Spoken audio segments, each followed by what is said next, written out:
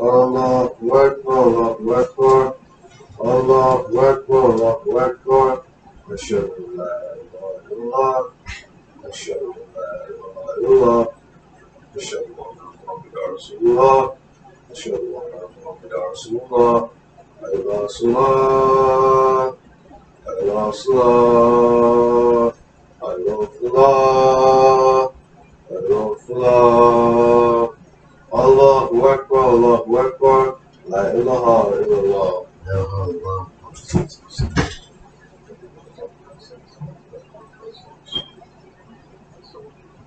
Assalamu alaikum. Alhamdulillah. Namaduhu wa nasihi wa nasafiru wa a'udhu billahi min shururi anfusina wa min sayyiati a'malina. Man yahdihillahu fala mudilla lahu wa man yudlil fala hadiya lahu. Wa ashhadu an la ilaha illallah wahdahu la sharika lahu wa ashhadu anna Muhammadan abduhu wa rasuluhu. Ya ayyuhalladhina amanu taqullaha haqqa tukatihi wala tamutuna illa wa antum muslimun. Ya ayyuhan nasu taqu rabbakumul ladzi khalaqakum min nafsin wahidatin wa khalaqa minha zawjaha wa batha minhuma rijalan kathiran wa nisaa wa taqulu alladzi tasa'aluna bihi wa rahma inna Allaha kana alaykum raqiba.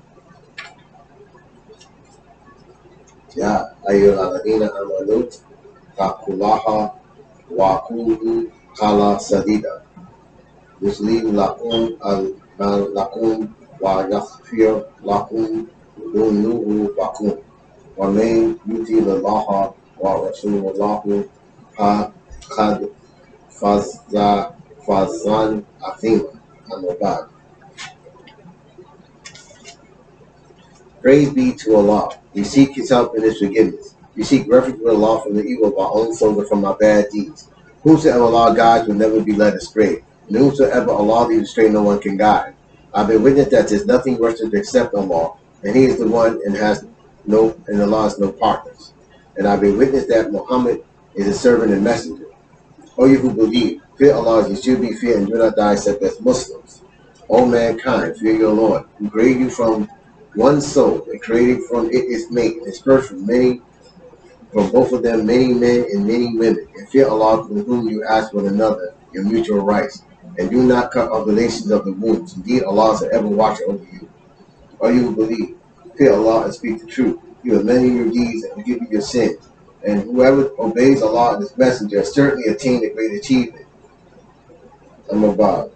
Fa'ina khayrul hadithi kitabullah wa khayrul hadi Muhammadin wa shurul umuri wa muhdathatuha wa kula mutadatin bid'ah wa kula bid'atin dalalah wa kula dalalatin finnar. Indeed, the best hadith is the book of Allah, and the best guidance is the guidance of Muhammad sallallahu alaihi wasallam.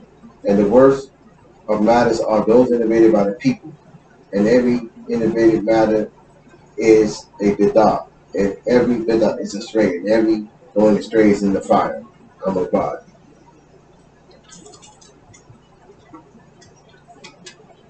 Because last week we talked about Qarnayn. We talked about that was the first part of Qarnayn and Gog and Magog. So this week we're going to be finishing up that two-part series, and we're going to be identifying Gog and Magog.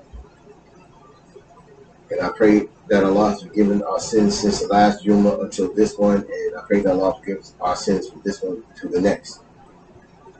So I'll start with the ayahs. Some of the ayahs I read last week, but we'll start with the part of the ayahs that deal with Gog and Magog, and that starts with the 92nd ayah of Surah Al-Qaf, the 18th surah of the Qur'an. A'udhu billahi minash shaitanir rajim. Then he followed away, until when he reached between the two mountains, he found beside them a people who could hardly understand his speech. Then he said, O Dhul, surely Gog and Magog make mischief in the land. Shall we then pay you a tribute on condition that you should raise a barrier between us and them? He said, that in which my Lord has established me is better. So help me with strength, and I will erect between you and them a barrier. Bring me blocks of iron, until when he had filled up the space between the two mountainsides, he said, blow, until when he had made it as fire. He said, bring me molten brass, which I may pour over it. So they were not able to scale it, nor could they make a hole in it. He said, this is the mercy from my Lord. But when the promise of my Lord comes true, he will make it level. And ever is the promise of my Lord true. And we will leave them that day surging over each other, and the horn will be blown, and we will gather them in a gathering. And on that day we shall present hell to the disbelievers, plain in view, those whose eyes have been within a cover from my remembrance, and they were not able to hear. Like I said, of course, we want to identify, because these sets of ayats is very, very crucial to understanding what is happening today, what we are seeing. And if you understand, you go into the history, you go back far enough, you understand the history, you understand where you're going. All right? You're very clear where you're going. You cannot go without knowing where you come from. It's like when you go out of the house and you go into some place outside the house, you got to know where you're coming back to. All right? Because you're going from the house, that's like your past. You're going somewhere that may be the present at that time. And then that becomes the past, you're coming back home. So we want to first start with the definition of Yajuj and Majuj, which is the Arabic for Gog and Magog. That comes from a verb, a root verb that's Yajuj, which means fire, because they're fiery in nature. And I'm going to read you the according to the authentic hadith, and according to Ibn Kathar's top seers, what they say about Gog and Magog.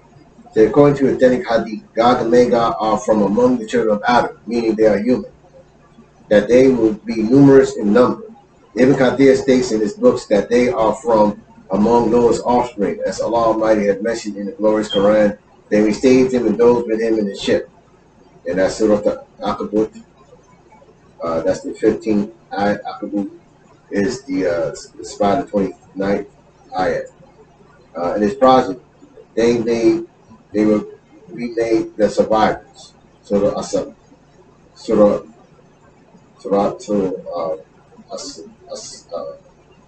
Al-Safat, 77th surah. I think that's the 37th ayat.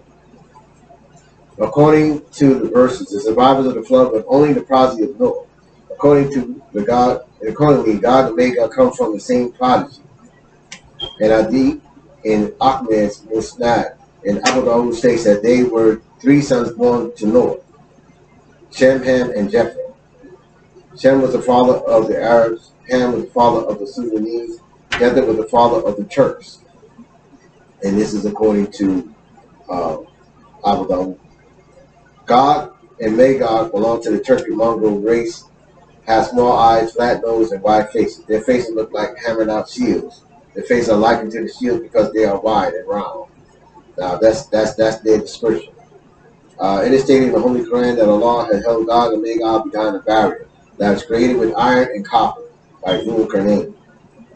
And we understand that Dhul Qarnayn was the possessor of two horns, and that his seat of power was uniting. Each horn represented a kingdom, and his And the unification of those kingdoms was the seat of his power. That's why he's called Qarnayn. And it reads about the ayahs in terms of reaching Gog and Magog. So I already read that, so I'm not going to read that again. The arrival of Gog and Magog. According to the Qur'an, they are set loose shortly before the arrival of the Day of Judgment that Allah Almighty has mentioned. Until when Yajuj and Majuj are let loose, and they swiftly swarm from every mountain, and the true promise shall draw near. And that's in Surah An-Nabiyah. That's the 21st Surah, the 96 and 97 ayahs. And even when Gog and Magog are let loose, they shall break forth from every elevated place, and the true promise shall draw nigh. Then lo, when the eyes of those who disobey shall be fixedly open, and woe to us surely, we are in a state of heedlessness, and as to this, nay, they will adjust. And those are the same ayahs, and after a different translation of it, because the most important thing is that Gog and Magog, when they let loose, they're at every elevated place. Every elevated place is identified really as places of authority. So you see the descendants of Gog and Magog in places of authority, over us. So the question is, are they a mysterious people who are going to appear in the future, or are they among us now? Some scholars think that Gog and Magog is some sort of mysterious people that's coming out of the mountains or something, the Caucasus at a much later date. But we understand basically that Gog and Magog is the people whom we call the Caucasians, who identify themselves and put themselves as Caucasians and white folks. We understand that. We understand that they have gone from every elevated place, and we understand today what's going on in terms of their whole entire collapse of power. So I'm going to read on. They say early Christian writers, for example, Eusebius, frequently identified Gog and Magog with the Romans and their emperor.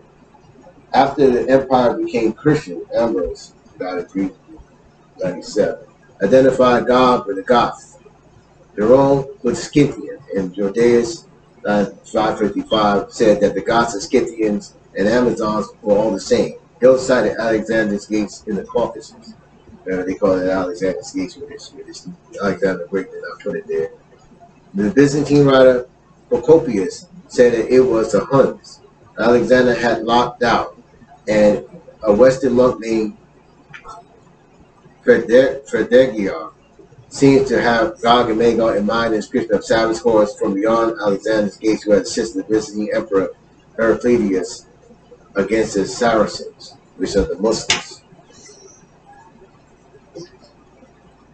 As one nomadic people follow another on the Eurasian steppes, so the identification of Gog and Magog shifted. In the 9th century, these kingdoms were identified by some with the lands of the Khazars, a Turkish people who had converted to Judaism in 740 CE, and whose empire dominated Central Asia. The 9th century monk Christian of Stavelot, referred to as Khazari, said of the Khazars that they were living in the lands of Gog and Magog, and noted that they were circumcised and observed all laws of Judaism.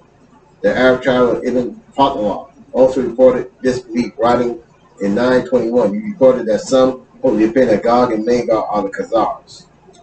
So we identified some of these people. I wanted to, before, because I have a list of all, some of the people that came out of the Caucasus. But while in the Caucasus, I'm going to mention what happened with them. While they're in the Caucasus, they were cut off from civilization. So while they was cut off from civilization, some of them reverted back to like walking on all fours and things like that. They were very, very bad shape. When you look at the chart, it has of evolution and stuff, and you see that it only has a Caucasian person on it. And Maulana Muhammad Ali's translation of Qur'an, and in his tafsir, it's in that translation, his explanation, he said that when he refers to these same ayats, in terms of Gog and Magog, he said the history of the European nations. They have even in Europe, they have a ceremony which they're carrying around, figures that they say is Gog and Magog, you know, as their ancestors. So this is what went on during them coming out of the Caucasus. It said, and this is part of the reading the book. But you know, I know I'm trying to go into the whole big section. It's about 2 pages, so I took a paragraph out. And it said the Slavic myths of southeastern Europe describes a quote-unquote black god as Cherzy Bog. According to Gerald Massey, Cherzy Bog was also the dark deity of the Anglo-Saxons called Cherzembach. Both Slavonic and Anglo-Saxon people considered this god to be evil, but only because he forced their ancestors to live in this awful land of darkness and killed them when they attempted to leave. There are also Caucasian myths known as the Nark sagas with the same story, describing the black warriors who escorted them into the Caucasus thousands of years ago. Okay, that's a book called Black God by the name Supreme Wisdom. But you have to understand that these people were isolated from the rest of humanity. You know, they were not allowed to mix with the rest of humanity because they caused mischief, you know, according to what Allah says in the Qur'an.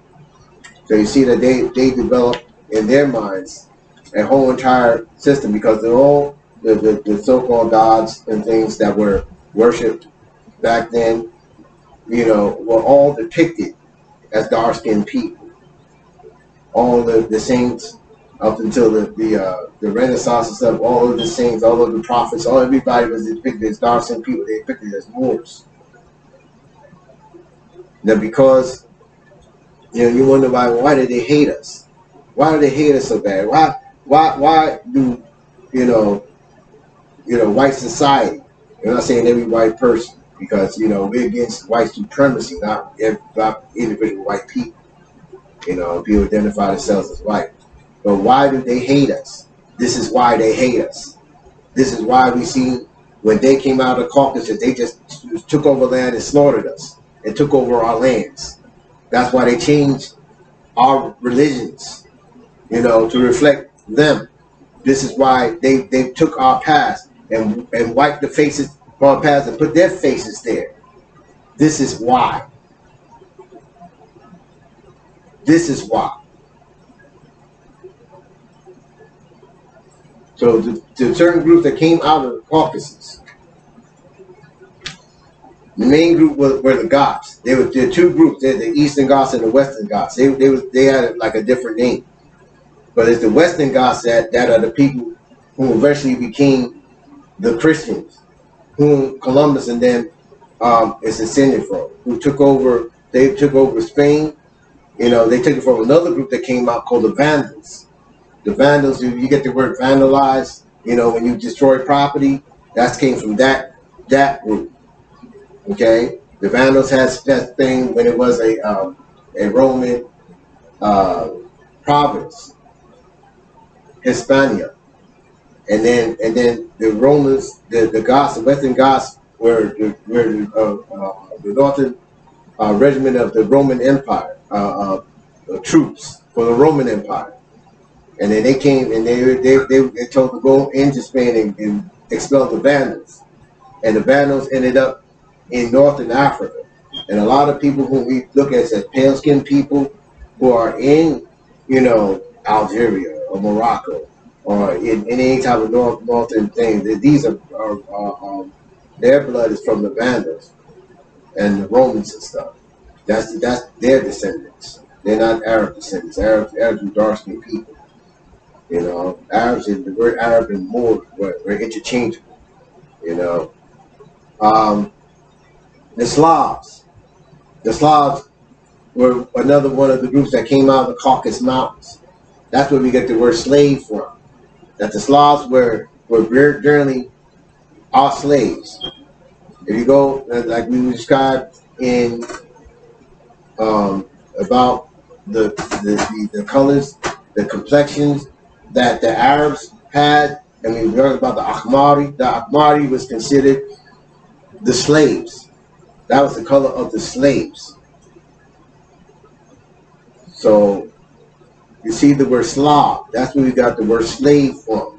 I mean, if you basically you're a dark-skinned person and stuff, you technically can't be a slave, you know. But what they did was put us in their position and put them in our position. The Scythians are a group that came out of the Caucasus, and they were being fought by all the way in the time when you hear about Cyrus and Darius and stuff, and they fought against the Scythians and the Khazars. Khazars basically stayed up there, you know, until their empire collapsed. And I've mentioned that they are what we refer to, mainly they are most of what we refer to as Judaism today. You know, they have nothing to do with the children of Israel. There's a book by Arthur Koestler that came out years and years ago that's called the 13th Tribe. So I'm going to end the first part of the Khutbah here by saying,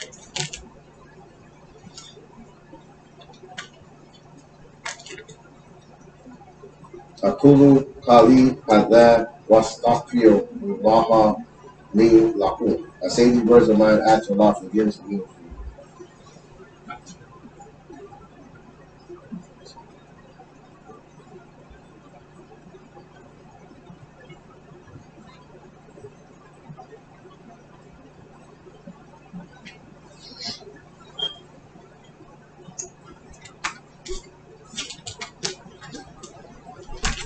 Alhamdulillahi wa salatu wa Rasulullahi wa ala alayhi wa sahabihi wa man wala.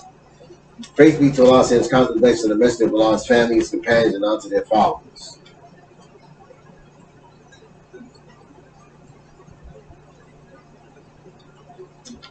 So I want to focus again on the Ghats and the Khazars, because there is an ayat in the Qur'an that refers to their allegiance. The Ghats were nomadic, dramatic people. There were two branches, the Visigoths and the Ostrogoths, who fought against the Roman rule in the late 300s and early 400s, helping to bring about the downfall of the Roman Empire, which had controlled much of Europe for centuries. The ascendancy of the Goths is said to have marked the beginning of the period of the medieval period in Europe. So they sacked Rome in 410. They were originally used by the Roman Empire soldiers that guarded the northern border of the empire. They played an important role in the fall of the Western Roman Empire due to a long series of Gothic wars and the emergence of medieval Europe. After the original Roman Empire, the Papal Rome came into being. So these people ended up becoming like the Roman emperors and so forth. I mean, the Roman the popes and things. The Goths were a Christian people and eventually adopted Roman Catholicism.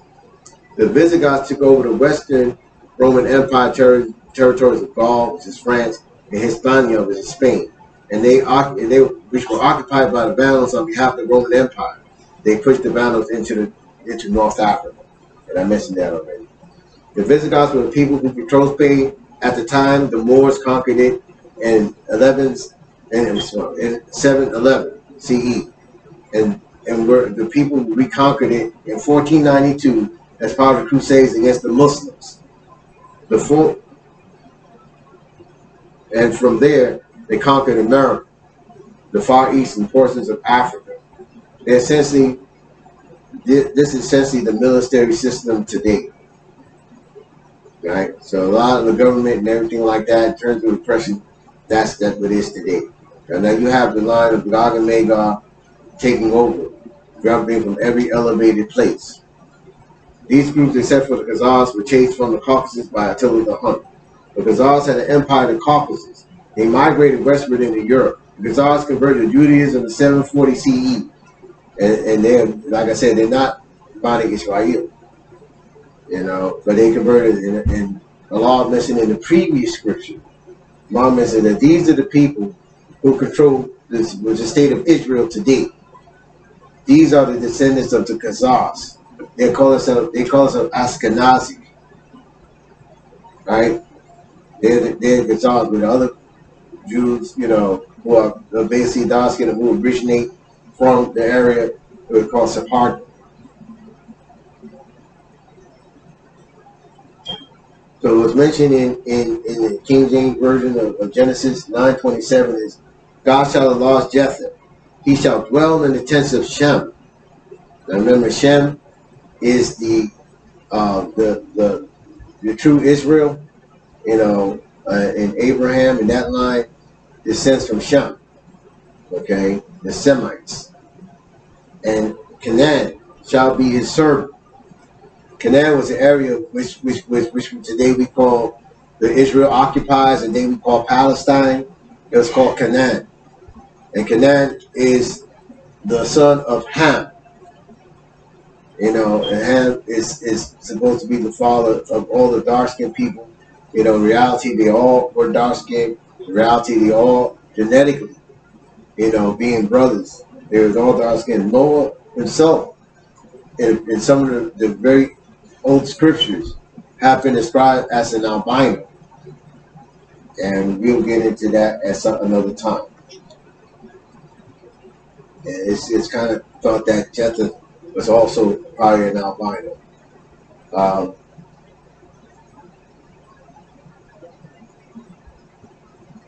George Freeman, in his book, The End of the Jewish People, pointedly states that Europeans claiming to be Jews are nothing more than Hebrew-speaking Gentiles. The late president of Egypt, Gamal Abdel Nasser, stated on television, and this was during the war, I think it was 1956, when Israel, it's called the Suez Canal War. Israel and France attacked Egypt, the Suez Canal to try to take over the Suez Canal.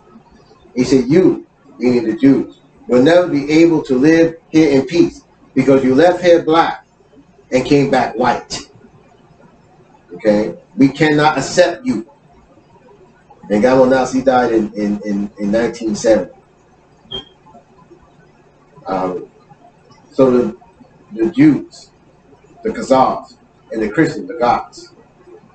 And that forms what we consider today the white power structure. And again, they're decreed by law to create from every elevated place. And as we know today, the Jews are in control of the financial, monetary system, the media, educational system, entertainment system, medical system. They invented the mafia, then they brought in the Italians. There is a movie called Once Upon a Time in America that talks about that. The man who founded Las Vegas, Muggsy Malone, was a Jew. They had the mafia first. And like I said, it's not anti-Semitism, this is all history. So we know that Gog and Magog had saw everybody else living in peace and luxury and have resources, and they had none. When they broke out, they took over everything and put us as landless people. Right? We took over all our lands. But now it's collapsing. What you see today is what Allah refers to as a day of judgment. Every single thing that's wrong has been that's done unjustly to reduce us from human beings to less than that. This system is being destroyed right in front of our faces. So Allah is bringing down Gog and Magog. Allah is bringing up the Moors. And that's why I call it the Muurish Awakening. Bringing up the Moors. So everything is kind of counted. What I counted is from Pope Urban II, when he had the papal bull of terra nullius, which means empty land, in 1095. In the Qur'an, Allah says, on that day, the trumpet shall be blown, and we will gather the guilty, the blue-eyed, on that day. In whispers, they will consult each other. Yet tarried not long. It's only we are not yet tarried longer than 10 centuries, right? 10, and it's meant to say 10 centuries, and that's the total of the Taha, the 20th surah, the 102nd to the 103rd ayat. So we understand that 1,000 years. They only had 1,000 years to rule, right? 1095 plus 1,000 is 2095. So there's no mistake that you see today upheaval, world upheaval.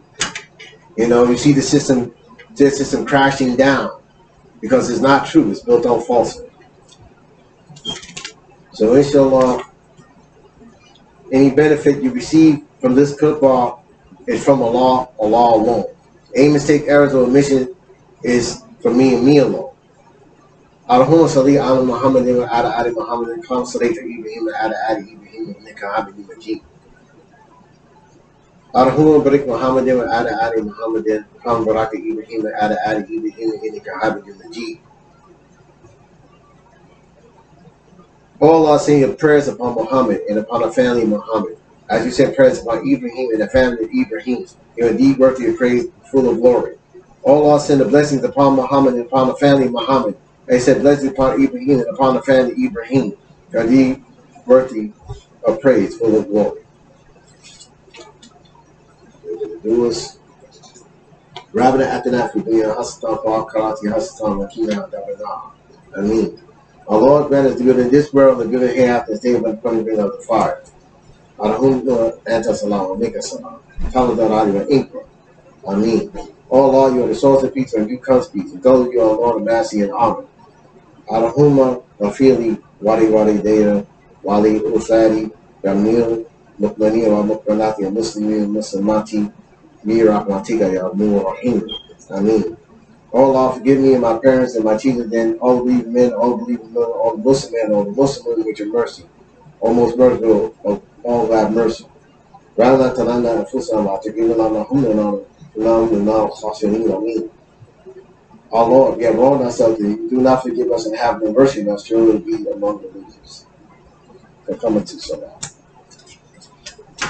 Lord, Lord, Lord, show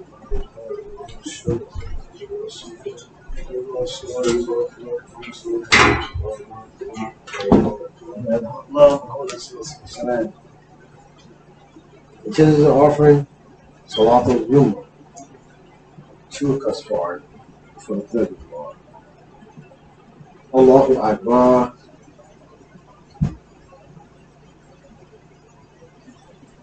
Alhamdulillahi Rabbil Alameen. Ar-Rahman Maliki Yawmiddin. إياك نعبد وإياك نستعين اهدنا الصراط المستقيم صراط الذين أنعمت عليهم غير المغضوب عليهم ولا الضالين إن تلك أقطع سليمها شريعة أقطع الله أكبر سمعنا الحميدة الله أكبر الله أكبر Allahu Akbar. Allahu Akbar. Alhamdulillahi Rabbil Alameen. Ar-Rahman Maliki Yawmiddin. Iyyaka na'budu wa iyyaka nasta'in. Ihdina as-siratal mustaqim. Siratal ladzina an'amta 'alaihim ghayril maghdubi 'alaihim waladdallin. Allahu Ahad, Allahu Samad. لم يلد ولم يولد ولم يكن له كفوا أحد. الله أكبر. سمع الحميدة. الله أكبر.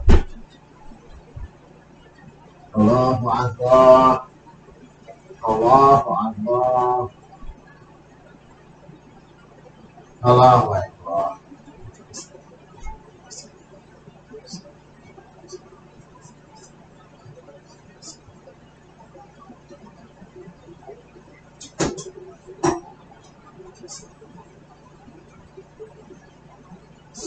Salaamu alaykum. Salaamu alaykum.